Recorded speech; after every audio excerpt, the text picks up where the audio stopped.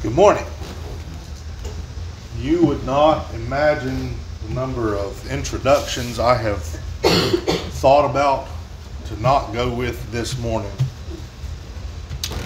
Do I pick out a couple of ladies and say, I'm preaching to you today? How would you feel? How about a couple of guys? This is what you need to look for in a wife. Could discuss the song that continued to pop into my head, which has actually very, very little to do with being a lady, from Reba McEntire, All Week Long. But that wouldn't be very fancy.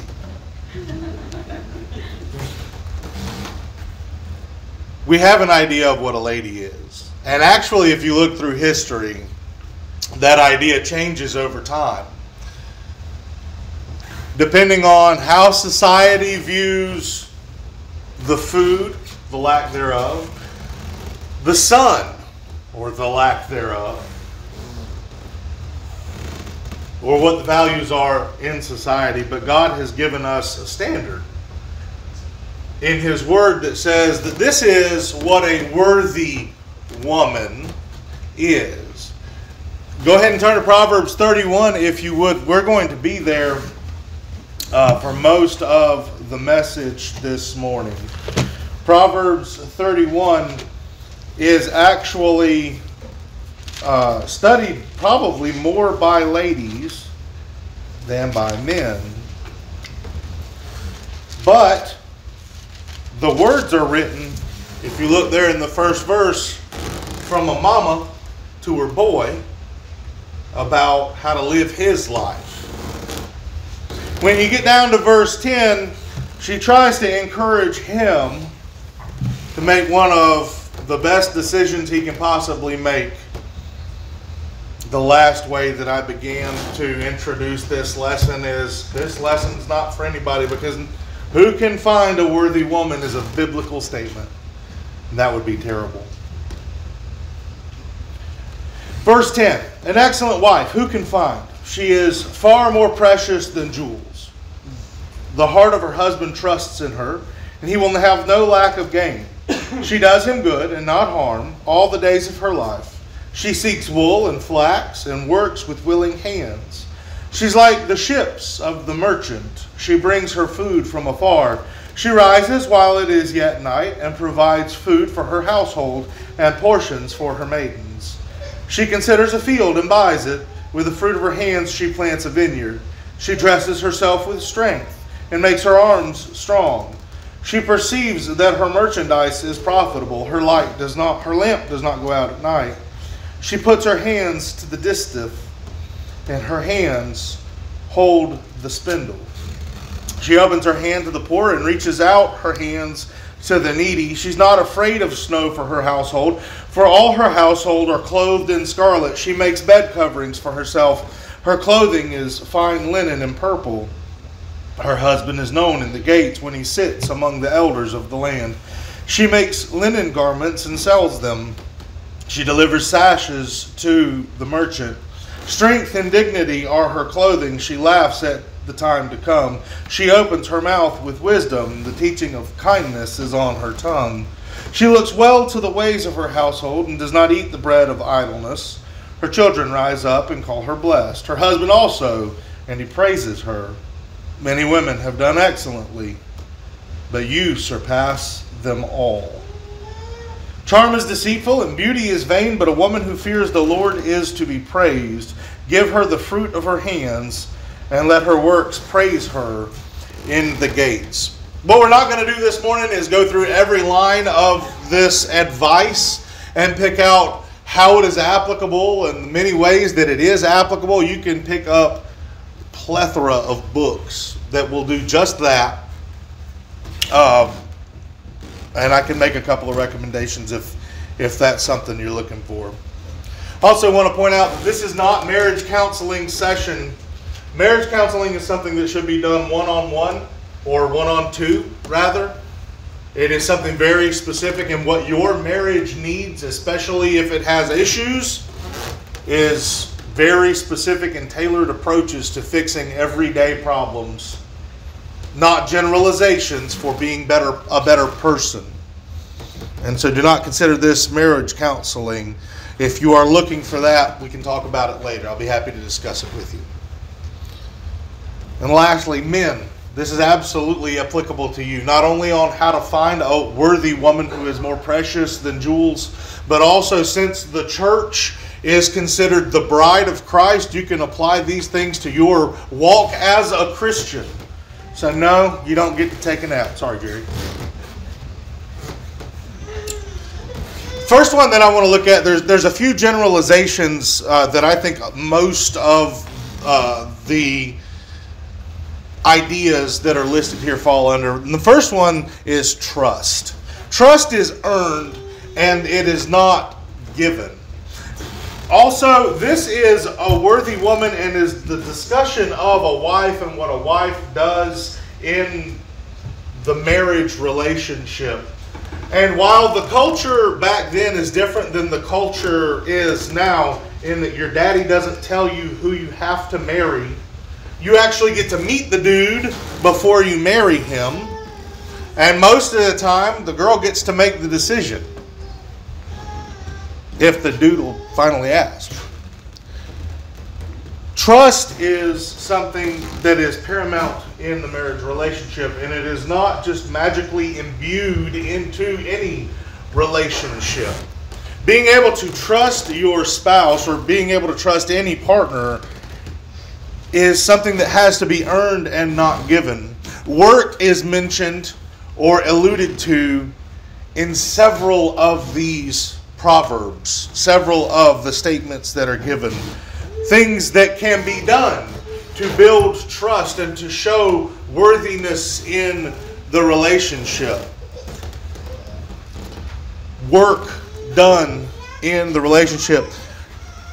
In modern culture, or actually it's in pre-modern culture, when a lot of you without hair or with gray hair were growing up, it was not as common for the lady to be a worker outside the home. And now it's almost absolutely required for many households that the woman work outside the home.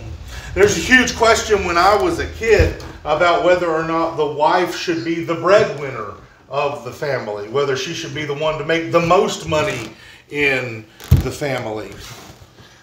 That's not a question or problem in the Bible. It's not something that's brought up. She works as she can, and whether or not she is the breadwinner is not the point of any of these things, but that she is an ample partner. One of the things that no relationship needs is somebody who's freeloading on the other side. If you work all day, whether you are the husband or the wife, and you come home and we'll just go with freeloading so that there's no examples given for you to tie yourself or point at later. If you feel that you are the only one working in the relationship, it destroys trust. It destroys the relationship. And so idleness itself is mentioned. The accomplishments of this worthy woman are known outside of the home. When the man goes places, it is pointed out. And I'll tell you, ladies, these conversations don't go the way necessarily that you think. It doesn't necessarily show up, and it might get you a good black eye if you were to say, your wife is really awesome. Not how guys would address that with other guys. But aren't you lucky to get out of the house? Aren't you able, isn't it nice that you're able to do this thing? And you say, yeah, my wife works really hard at home so that I can do these things. Or whenever you get to lunch and you've got really nice lunch in a crock pot on a cold day or whatever. The conversations go maybe a little bit differently, but a worthy woman, as according to this context, is something that you can see outside of the home and through the people that she affects. It starts well before marriage. Men do not accidentally become elders. It is a lifestyle that has to be worked towards. Christians don't accidentally become good Christians or more Christ-like. It is something that you have to work towards. And being a worthy woman is not something you will accidentally do. It's not something that you will magically become because you think your grandmother or your mamaw was one, or that you recognize these qualities in your own mother. It is something that you, ladies, as individuals, will have to work on to become. Women do not magically become more precious than jewels. It starts early in life. How early in life? Well, here's a good question for you, if you're not already. At what age would you like to be married? Okay. How many years do you want to be married before you want your husband to think of you as a worthy woman? Okay, you got that much time. You got that much time. For some of you, it means, wow, that's not much time. For some of you, it may be a little bit longer. But this starts maybe immediately, maybe today for you. In building trust, there are three things that are absolutely important. One of them, the three of them are honesty, integrity, and keeping confidence. Honesty does not mean brutal honesty. You look dumb. That's not, that may be honest. But that would be brutal honesty. And we are told that this woman has the teachings of kindness on her tongue, meaning that people learn kindness from her. You look dumb is not very kind. Help me pick my ties with better niceness. Integrity, little things. Cheating at board games. Keeping the incorrect change from the grocery store. We're told that that those who are faithful in little will be given much. I was picking on Devin, not you. Keeping confidence. There are three relationships in the United States that cannot be compelled to testify in court. There are three relationships where you cannot be compelled to testify in court about the other person. One of them is your lawyer-client privilege. Whatever you tell your lawyer, he can't tell the court. One of them is clergy confessor. So if you come to Foley or Jeremy or I and you want to discuss something, we are not permitted to tell that business in court unless you confess that you're going to commit a crime or whatever. The last one is spousal. Whatever it is that you tell your wife, they cannot be compelled, or wife or husband, they cannot be compelled to tell that in court. They can plead the fifth and not say anything. Because confidence in the marriage, being able to tell someone something and know that they are not going to spill your tea, is a big deal. It completes the relationship. It actually goes towards the reason that men and women were created with the dynamic that they were. Man is incomplete by himself. It requires a woman to make him whole. They're supposed to fit together.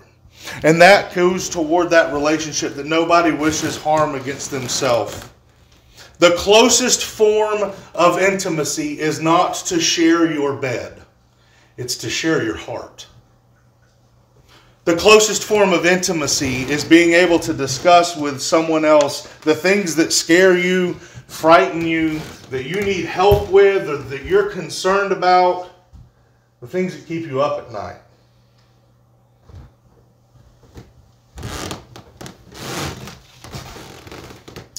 The next one we want to look at is strength. Strength is mentioned 3 times in this, and it is not that she's a bodybuilder or an MMA fighter. It is more prevalent in our current culture for ladies to be considered quiet little things, perhaps. But strength is mentioned and quiet little things is not.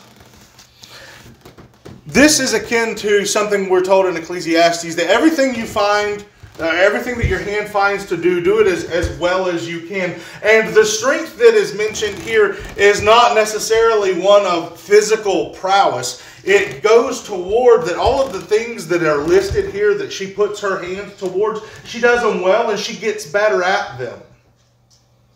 First biscuit, I'll tell this story because my mama actually likes to brag about it. First cinnamon rolls or biscuits she made for Dad, he took out back and hit him over the fence with a baseball bat and dented the baseball bat. Now her biscuits and her cinnamon rolls are amazing, you can tell.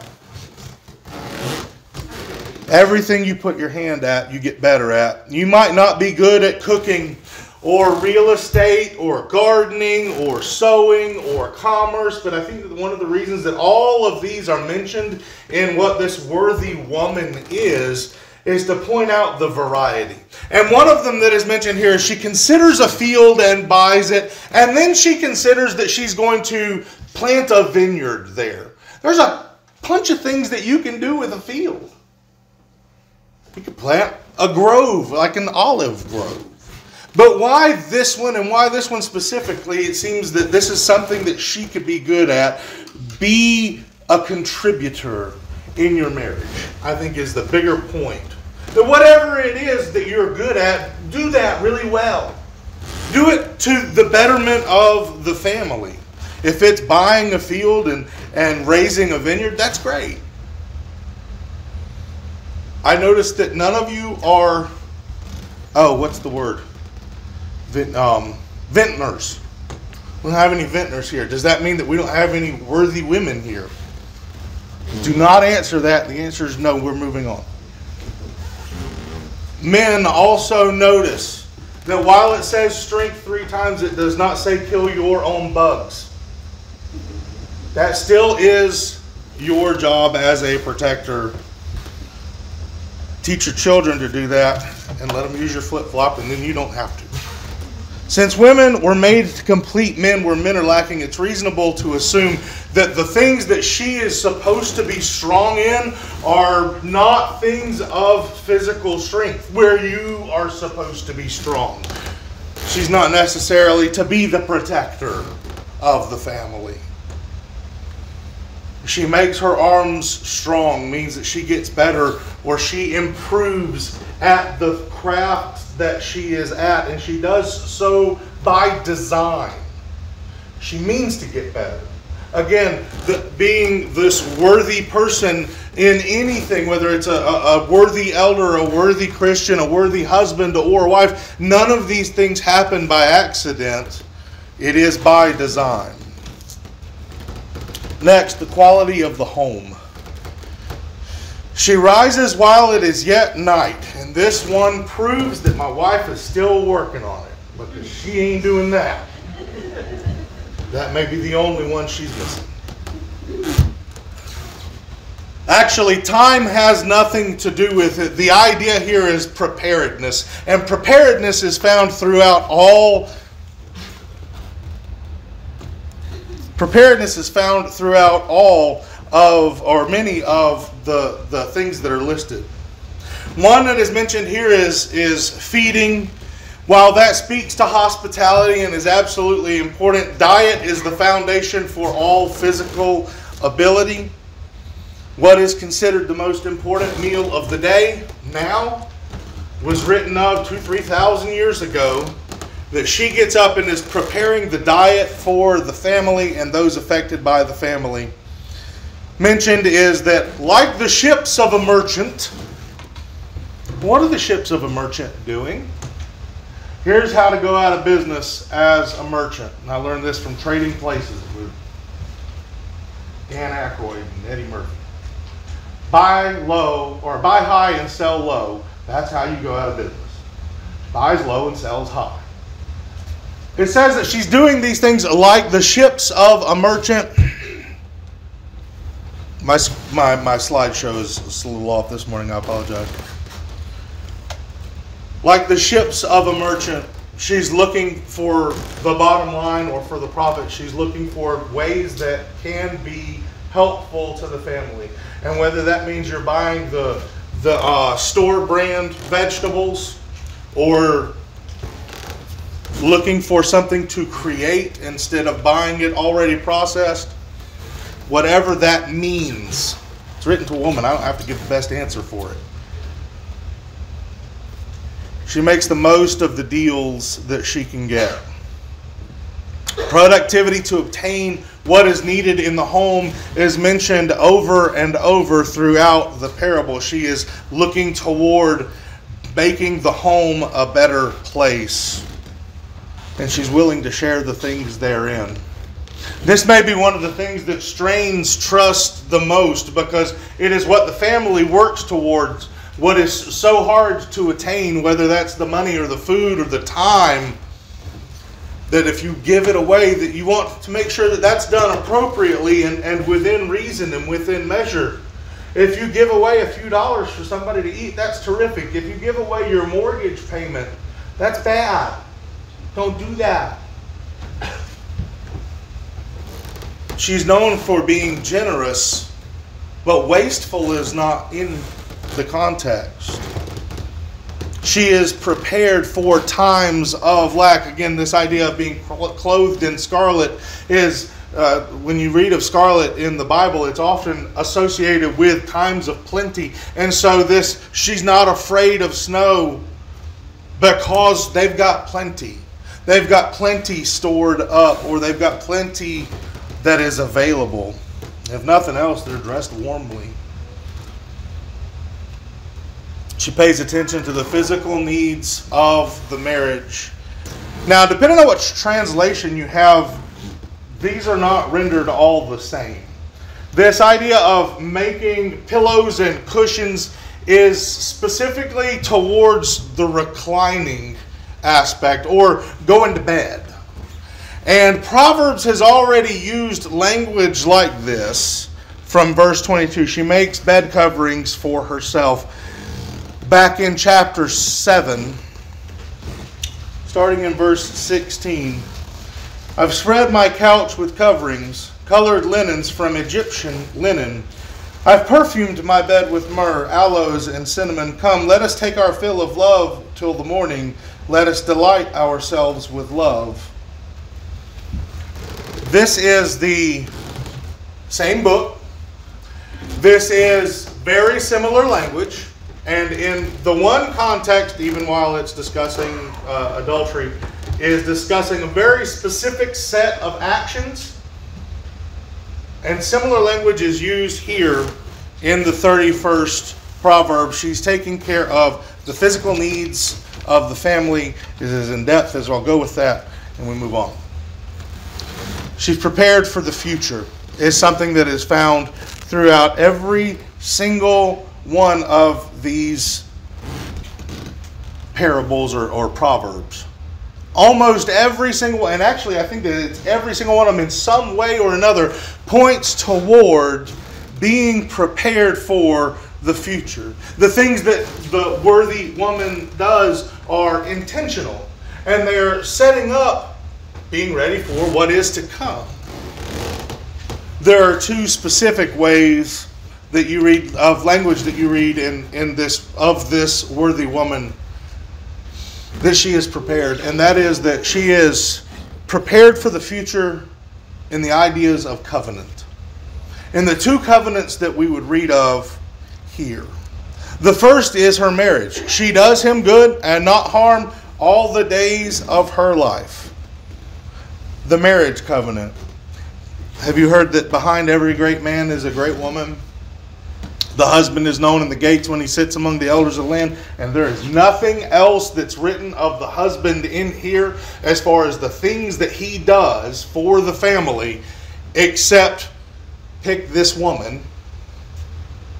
He is known in the gates of the land. And make sure she knows the value that she has. She is committed to the relationship so much so that everybody knows it. Everybody sees what kind of person she is in her commitment to the relationship. Her husband and children rise and call her blessed. Men, do not forget to do this. Men, do not forget to do this. Men, do not forget to do this. Come on, guys. Especially if you're going to be critical of anything, men, do not forget to do this. She's also conscious of her covenant with God. Charm is deceitful, beauty is vain, but a woman who fears the Lord is to be praised. She is clothed in the righteous, clothed in righteous actions and beauty. Strength and dignity are her clothing. In 1 Timothy chapter 2, it is good works that a worthy woman is clothing herself in. She keeps the covenant. She does him good and not harm all the days of her life. And in Romans chapter 1, verse 31, the best language is rendered by the old King James. God hates covenant breakers. That is, those who are faithless, as it is rendered in many other translations, faithless to covenants that they are given, in which they are given. There is no language in Proverbs 31 that says she's good to the relationship until X, Y, or Z happens. And she's good in the relationship until basketball season starts or hunting season starts. And then this marriage pauses for